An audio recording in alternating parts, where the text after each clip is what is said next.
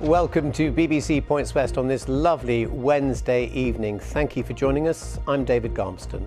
Our main story tonight, the hero of the Frenchay explosion. The woman who was killed managed to get her young son to safety moments before her ex-partner blew up the house. Today we've spoken to Joe Shaw's best friend, who told us she managed to save her son, getting him to safety out of the house into the garden and onto a trampoline just minutes before she was killed. We'll also share with you her former partner's criminal past.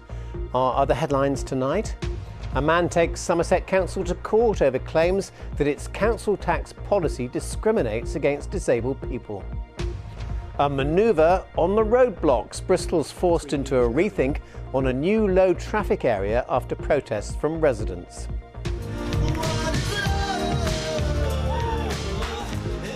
And I'd like to get to know you well. Live in the studio, the 80s pop sensation Howard Jones, talking about his new concert.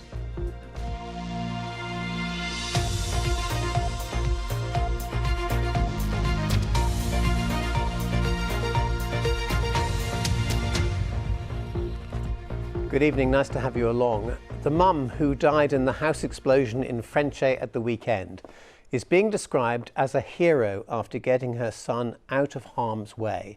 Joe Shaw was killed by her former partner after he forced his way into her home, but the rest of her family survived. Our Home Affairs correspondent Fiona Lambden joins me in the studio now. Fee, you've been talking to her friend today. She's obviously very upset, but what did she say? Yes, Sammy Lee was best friends with Joe and describes her as a hero, who even in the last few minutes of her life put her family and her son first. When Ryan Kelly broke into Joe's home on Sunday morning, Joe quickly ushered her son outside to keep him out of danger, getting him onto the trampoline in their garden. It was just after this at 6:30 that Ryan Kelly detonated the explosive which killed him and Joe. Police and ambulance crews arrived just minutes after this. And just tell me a bit more about the friendship that these two women had. So they'd been friends for over 20 years. She says they were more like sisters. Joe was Sammy's birthing partner. Sammy is godmother to Joe's son. Sammy is too upset to speak on camera, but she wanted to share this about her friend Joe.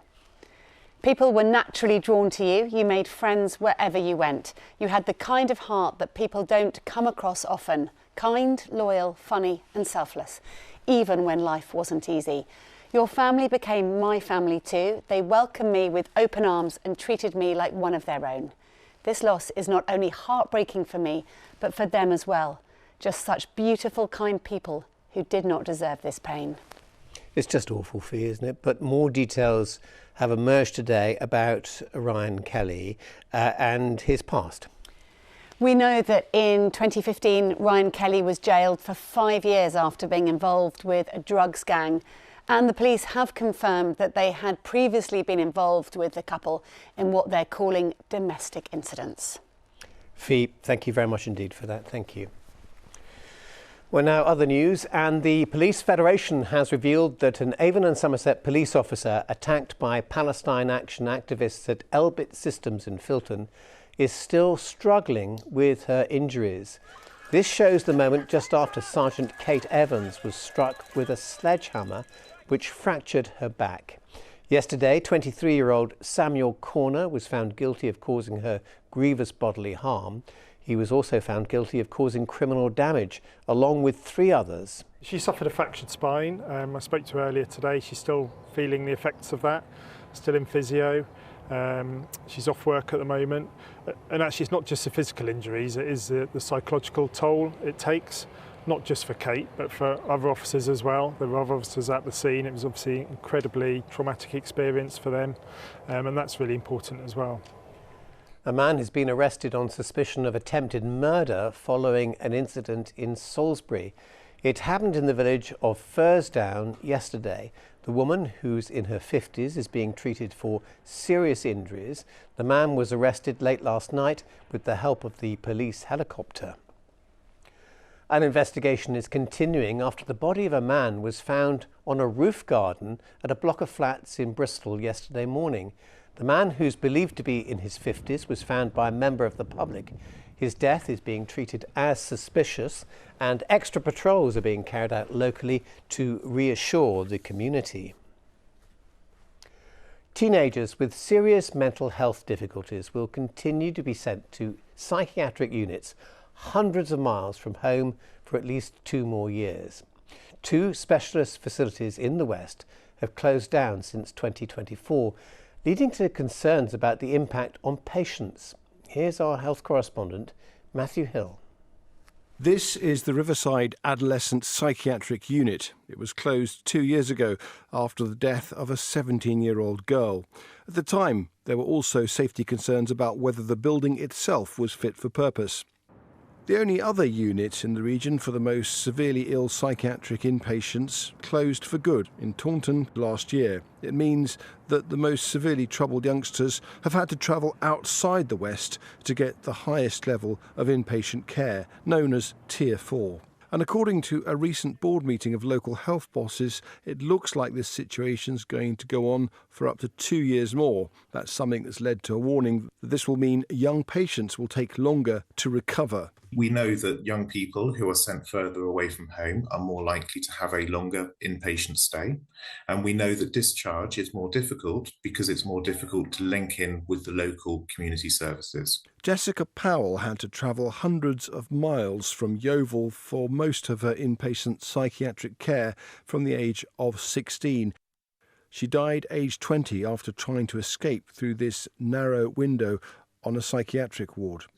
You're out of the loop a little bit, really, and you get like bad phone calls, or you know that she's harmed while she's there, and you can't go and see them, and because they're miles and miles and miles away. And so it was really, really difficult to even have that kind of relationship with your child, because you have to understand that these children, as well as having the mental health issues, they're going through puberty. What they do is they send them 100 miles away from home, away from their support network, and I think it makes their situation even worse. The time that she spent in some of these units that I don't think were fit for purpose, I think they made her illness worse, not better. And I think her unfortunate death, 6 years ago, I think her being out of area was a major factor in that. In a statement, Avon and Wiltshire Mental Health Partnership says it continues to support patients in units in Devon and Cornwall, and only a few have to go further afield for specialist care. It says it continues to find a new service to replace this one, and in the meantime it's bolstering community crisis teams. But until a new unit exists locally, fears will continue that some of the most vulnerable youngsters will be let down. Matthew Hill, BBC Points West. Thank you, Matthew. Well, you're watching Points West here on BBC One. I hope you've had a nice day and that you're home, you're relaxed, your feet are up, because there's lots more still to come, including the 80s pop idol with the amazing hair was with me to talk about his only UK gig of the year in Taunton. And shaken, not stirred, the Aston Martin DB4 that's been restored in Somerset.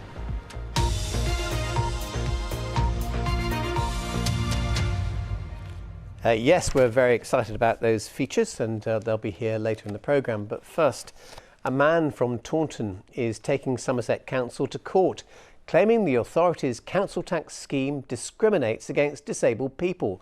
The 2-day hearing began today in Bristol. Our reporter Ross Pollard was there. Andy Mitchell receives disability benefits and as a result has previously not had to pay council tax.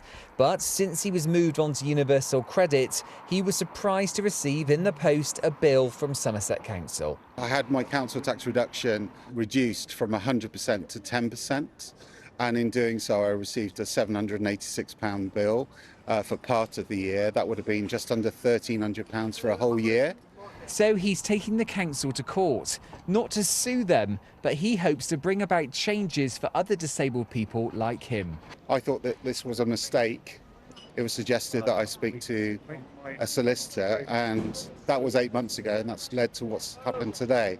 You know, Somerset Council have not been very helpful or supportive. They've been quite dismissive. Outside court today in Bristol, a small protest took place to raise awareness that Andy, according to his solicitors, is one of several thousand people in Somerset caught up in this predicament. Zaria from Bath says she's in the same boat. I claim universal credit, and I had a just over £900 bill that I have to pay monthly. At today's hearing at Bristol Civil Justice Centre, Mr Mitchell's barrister Tom Royston argued that despite Somerset Council's claims, Mr Mitchell is not a fringe case, but more representative of how it, the council, treats that class of people. Mr Royston also said there are many examples where non-disabled people on universal credit were exempt from paying council tax and claimed it amounted to discrimination. The council says it wants to make the system fit for purpose, inclusive and affordable, and will be consulting on its proposals this summer. The hearing continues tomorrow, where Somerset Council's legal team will speak. Ross Pollard, BBC Points West in Bristol. A council is climbing down over plans to introduce a traffic reduction scheme in South Bristol. £2 million is being spent on the South Bristol livable neighbourhood, but now it's being scaled back after a survey suggesting a big majority of residents simply aren't happy. Our politics reporter Hannah Miller is in Southville for us this evening. Good evening to you. This is a turn up for the books. Yes, this is one of the streets that would have been cut in half by the council's plans. There would have been some kind of planter or camera put in place to stop traffic going all the way from that end all the way through to this one, although it does look, I have to say, pretty quiet as things stand at the moment. The aim was to make things nicer for walking and cycling, to encourage people out of their cars and to improve air quality, all things that you would have thought would be quite popular in an area that is core Green Party support. But these plans have long been controversial, both here and in East Bristol, where there's been a trial going on for more than a year now. And back in March, there was a march to City Hall with people protesting against the plans, urging the council not to go ahead. When it came to the public consultation, 71% of people who live here in Southville said that they were opposed to the measures that had been put forward in their neighbourhood. That meant the council said it has to think again. Here's what they said today. We're seeing that, I think, now with East Bristol, where a lot less people have got concerns, a lot more people are understanding how it's working for them. So it is disappointing to see in some places some really quite high levels of concern, but we are working through the changes, we're working through the feedback and making changes to try and get the best scheme that will get the support of everyone. Earlier today, I asked people in Southville what they think of the change. Vastly relieved, but I'm still nervous about what that might mean. I never used to rely on a car, but I do rely on it quite a lot now. Well, I guess it was the people who kicked up a big fuss and then they were like, right, won't bother. It's not worth it, I guess. And then, yeah, just do the bits that people actually want. I'm relieved if it's not happening.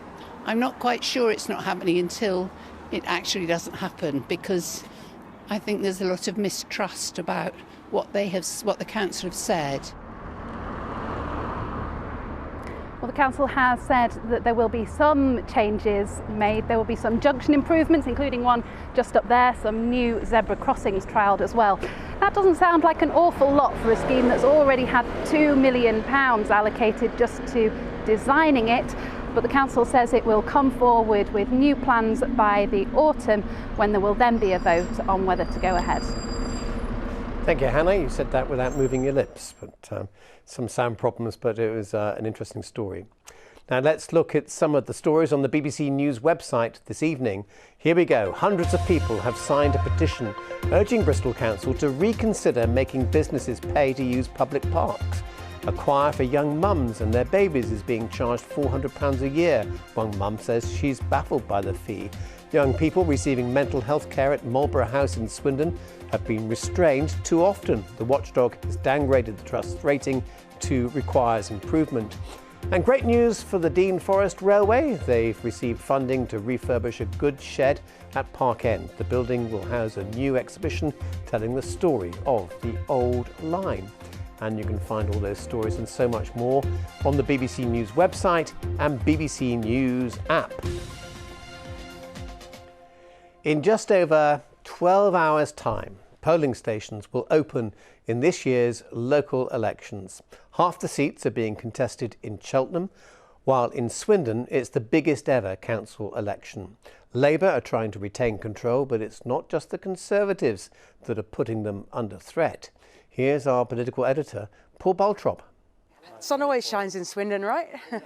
The weather today was good, but the forecast for Labour is challenging, with opinion polls looking bleak. Today, party chair Anna Turley rallied activists, seeking to hold on to a town they've run for 3 years.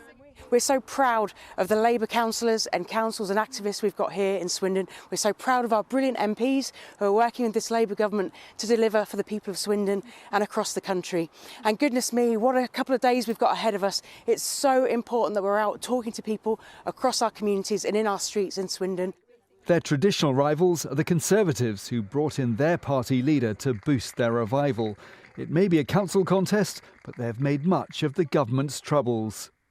We need to turn Swindon blue. We need to make sure that we kick Labour out. Look at the mess that they are making all over the country. We have a Prime Minister who is in office but not in power. He has no idea what he's doing. But British politics is changing, especially with the rise of Reform, who see Swindon as fertile territory. 750 attended the election's biggest rally to see their leader. All I need is you in Swindon and elsewhere, in hundreds of towns like this, to rise up and join me in our very, very English, our very, very British revolution to bring back decency, common sense, the rule of law, and all the things that have made us the country that we once were. He was joined on stage by some of the candidates. They're standing for every seat. While Reform are expected to hurt the Tories more, the Greens are mostly a problem for Labour. Their campaign is led by 4 councillors who defected from the ruling group. We've all seen the Green surge nationally, and we've also had our little Green surge here in Swindon. A year ago, our membership was a little over 100 people. We're now over 600. This year, we are fielding more than twice as many candidates in this election than we ever have done in Swindon before. Tomorrow, it'll be up to the voters as they pick who'll run Swindon for the next 4 years. Paul Baltrop, BBC Points West. And our politics programme will be live this Sunday. You'd be pleased. EDF has released new footage of what it looks like inside the first reactor at Hinkley C. The nuclear power station in Somerset is due to open in 4 years' time. The company is now getting ready to install the second reactor. Fitting out the power station involves 370 kilometres of pipework and over 10,000 kilometres of cables, which is a lot of cables. He's the man behind some of the most feel-good hits of the 1980s, a synth pop pioneer with hair almost as iconic as his melodies. Howard Jones, who now lives in Taunton, is doing his one and only performance this year in his hometown. We'll catch up with him in just a moment, but first, here are some of his hits.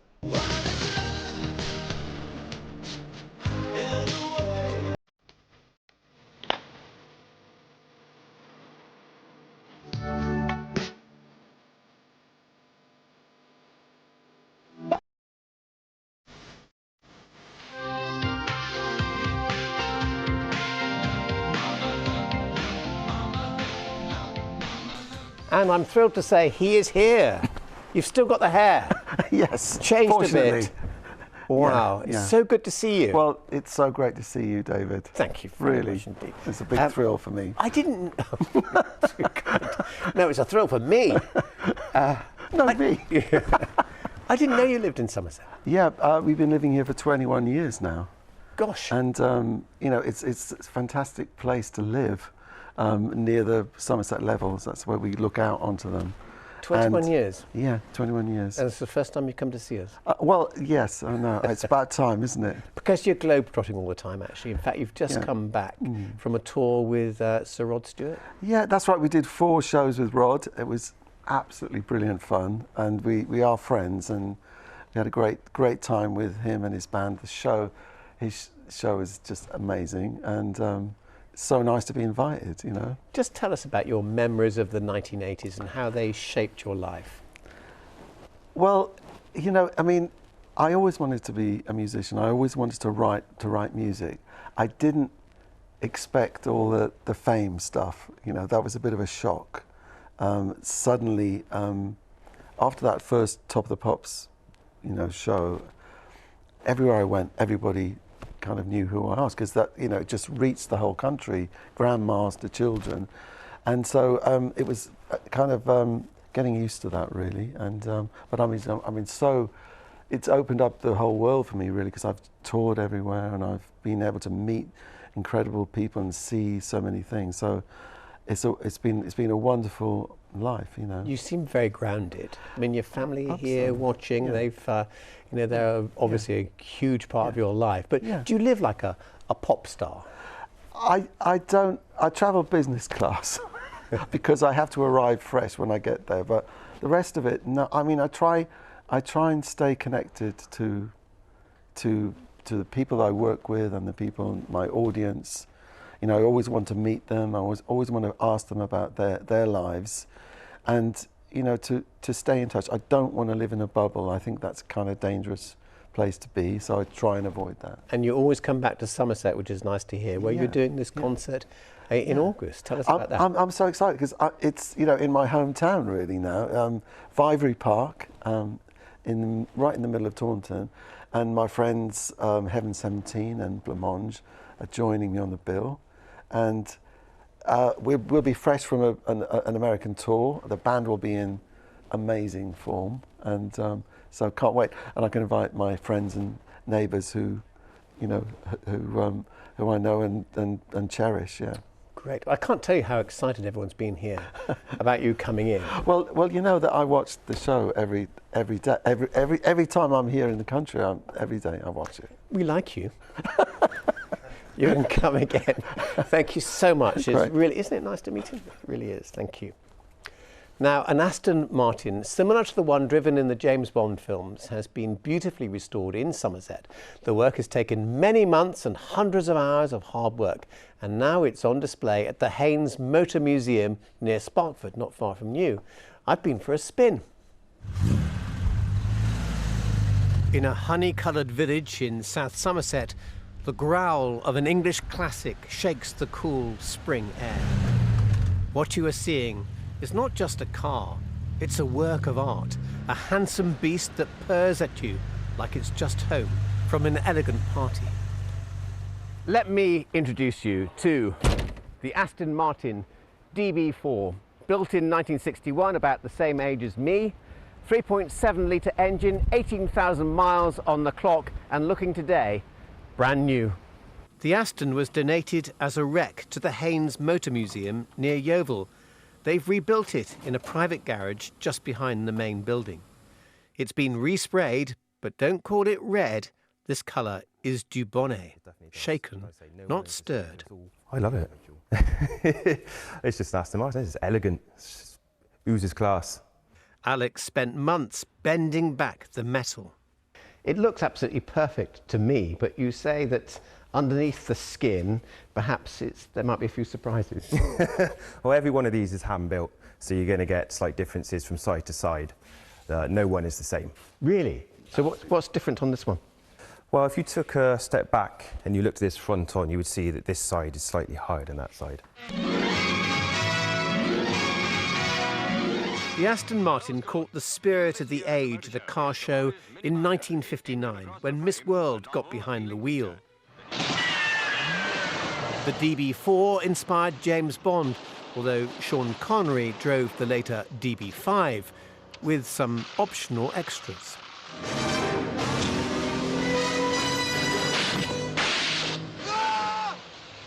You don't have to wear a tux to be a passenger, but somehow it felt right. I feel someone should be chasing us.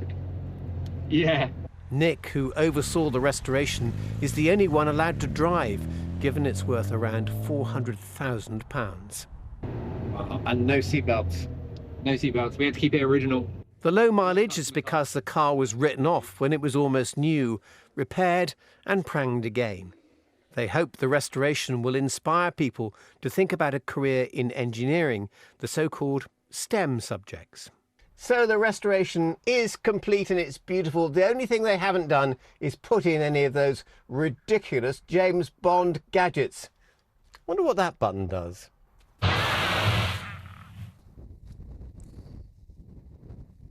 Anyone give me a lift? That was fun. You know who this man is, don't you? Yes, I do. It's Ian. I do. With the Ian. weather. I know Ian. We've already Ian had plays a nice bass chat as well. Thank you. We've had a lovely chat. Yeah. Right, it took a little while actually for some of the brightness to appear. Wiltshire was one area where it occurred first. Lovely picture here, because we had a weak front running its way down from the northeast overnight and into this morning. Once that cleared through, we've had a fair amount of sunshine around. And any showers today, close by at least, have been confined down towards the southwest peninsula. Now, this is showing you how rain is going to accumulate over the remainder of this week. You can see the scale at the top. Now, if I run that sequence through, you'll see changes starting to manifest as we head through towards Saturday in particular, and to some extent thereafter into Sunday. But you'll also notice the deeper blues are again down through the southwest peninsula. For us, actually, the amounts of rain are going to be pretty muted, it has to be said, as we close out the rest of this week, despite it getting into a more unsettled pattern in the grand scheme of things as we head through towards the weekend in particular. Not so at the moment. It's a very quiet pattern weather-wise out there. High pressure is comparatively dominant. Tomorrow, still some showers around, well, particularly down towards the southwest again, maybe one or two across parts of the West Country. But we're ushering in a more southerly component of the flow through tomorrow into the rest of the week, so it will be a story of temperatures picking up the scale. It was comparatively chilly this morning, particularly first light. And then this sequence of fronts will start to move up as we head through towards the weekend, but they look like they will weaken as they head northwards. There'll be less rain as you would in, say, Gloucestershire compared to if you were, say, down in somewhere like Plymouth. So for the rest of this evening at least, albeit varying amounts of cloud around, there are some late brighter spells as well. And through the course of tonight, a good deal of dry, quiet weather, light winds. It's important to note that there will be something of a gradient of temperatures such that if you're out towards the east, somewhere like the Cotswolds, temperatures could be dropping fairly close to zero actually, but not so as you head out towards the west and the southwest. Now tomorrow, again, a contest between cloud cover, some brighter or sunnier spells, a few showers in the mix, particularly out towards the west, maybe a few out towards the east into the afternoon, but temperatures actually just picking up just that little bit more as you can see. It'll feel pleasantly warm, certainly where the sunshine is with us. That's good news. Ian, thanks very much indeed for that. I've got to go, but Howard and I are going to do a duet before very long. It's been so lovely having you. Ian playing. Yeah, yeah, I'll have the headphones on. Take care. Come and sit down.